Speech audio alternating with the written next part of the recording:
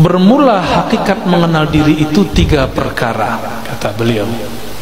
Jadi cara mengenal diri itu ada 3. Yang pertama, mengenal asal kejadian diri. Nah, ini langsung diputus. Kalau kita biasanya asal kejadian diri dari tanah, gitu ya. Oleh Datuk Kelampayan ya, langsung dipotong. Asal kejadian diri dari Nur Muhammad sallallahu alaihi wasallam. Nur itu makhluk. Cahaya itu kemudian dizahirkan Allah menjadi 4 anasir. Ada tanah, ada api, ada air, ada udara. Hatta jin dan iblis pun tercipta dari nurnya Nabi Muhammad sallallahu alaihi wasallam. Namun nur yang mananya? Nah, ini yang jadi rahasia. Di dalam kitab Daqaiqul Akhbar, dulu saya mengatakan ini kitab kumpulan hadis palsu. Ternyata di dalamnya ada beberapa asrar-asrar ma'rifat yang disembunyikan para ulama di dalamnya. Mulailah kita sadar, tidak boleh menghina apa saja. Orang pemaksiat pun kita tidak hina, apalagi kitab yang dikarang oleh para ulama. Ya. Di Daqaiqul Akhbar disebutkan di alam ruh, di saat seseorang memandang kepada Rasulullah, jika dia memandang kepada kepala Rasul, maka dia nanti di bumi akan jadi pemimpin.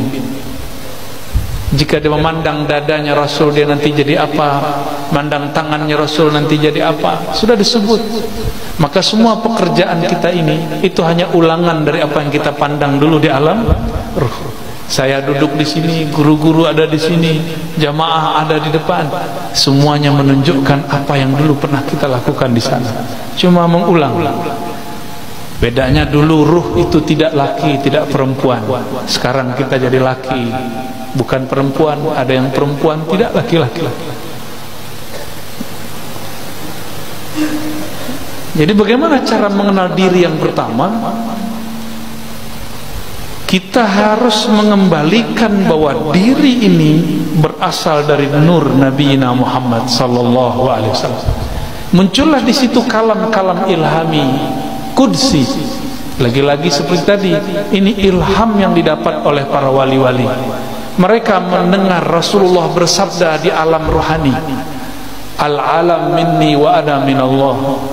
Alam dariku, aku dari Allah. Maksudnya aku dari hembusannya nafas Allah subhanahu wa ta'ala. Ternyata di kitab Sirrul Asrar pun disebut, yang dinisbatkan kepada Syekh Abdul Qadir Al-Jailani, al-alam minni wa ana minallah, dan sejenisnya. Ada kalimat-kalimat sejenis ini.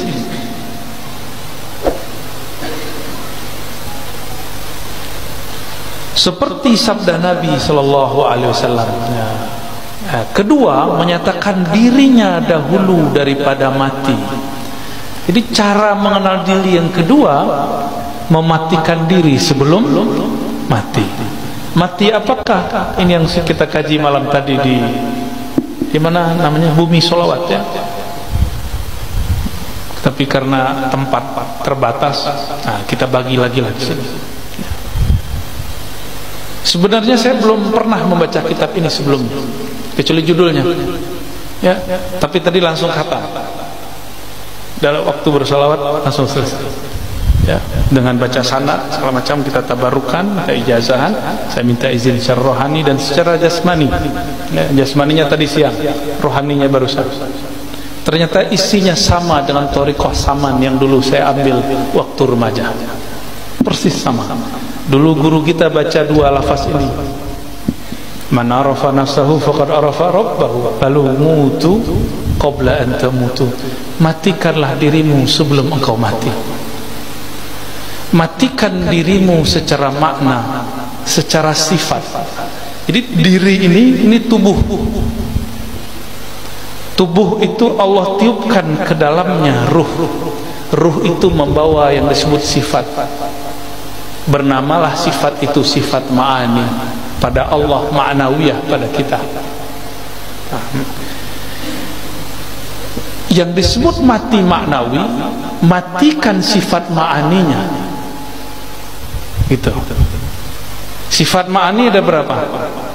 7. Coba disebutkan apa aja? Kudrat, iradat, ilmun, hayat, sama, basar. Ya. Ma'ani milik Allah, tidak mungkin dimatikan. Maka yang dimatikan hanyalah sifat maknawiyah. Kaunuhu sami'an, kaunuhu muridan. Saya punya sama pemberian Allah. Sekarang samaknya cukup disimpan sebagai sifat, tapi tidak diaktifkan mendengar. Disebutlah mati makna sifatnya, mati maknawi. Itulah mati sebelum mati. Ini yang melihat mata atau bukan mata? Ini coba lihat. Saya yang datang ke mata bapak saudara, atau matanya yang datang ke saya? Atau bukan dua-duanya? Tapi ada cahaya. Kenapa ada orang coba mata dipejam? Ingat Monas, kelihatan? Berarti ada yang bisa melihat selain mata ini. Coba pejam mata, ingat orang yang dicinta. Sebentar aja Pak. Buka mata, masih kelihatan? Bisa. Jadi semua kita sebenarnya bisa masuk ke dimensi itu, cuma tidak mau melatihnya.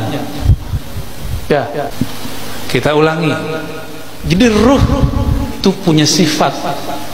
Sifat dia tidak mungkin dimatikan, tapi sangat mungkin sifat itu dinonaktifkan, diistirahatkan.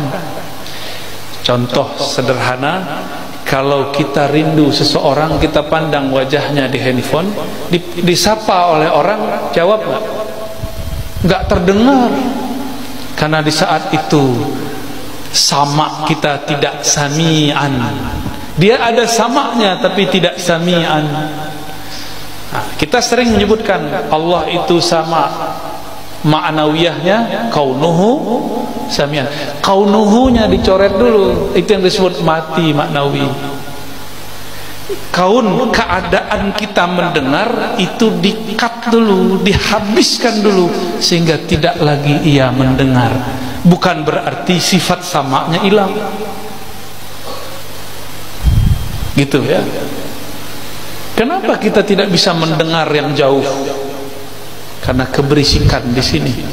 Sama sifat mendengar yang ada pada ruh, dia tidak ada ruang, tiada waktu. Kenapa tidak bisa menembus? Karena terhalang oleh pendengaran. Nah, pendengaran ini, pandangan yang ini, lisan yang ini, kudrat iradat yang ini yang harus dilebur dulu. Itulah mutu, matikanlah maknawiyahmu sebelum engkau betul-betul mati secara tabi'i ataupun hissi.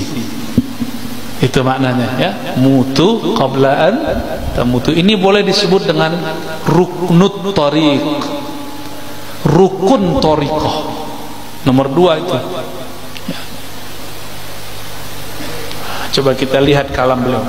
Bermula setengah daripada mematikan diri itu seperti dikatakan dengan lidahnya dan diiktikadkan di dalam hati. Dibaca la qadirun wala muridun wala alimun wala hayyun wala sami'un wala basirun wala mutakallimun fil haqiqah illallah. Nih. Bagaimana cara mematikan? Lisan berkata la qadirun, tidak ada yang berkudrat, yang berkuasa. Wala alimun, tiadalah, wala muridun, tiadalah yang berkehendak, beriradah. Tiadalah yang alim, tiadalah yang punya hayat, tiadalah yang mendengar, tiadalah yang memandang, tiadalah yang berkalam pada hakikatnya kecuali Allah.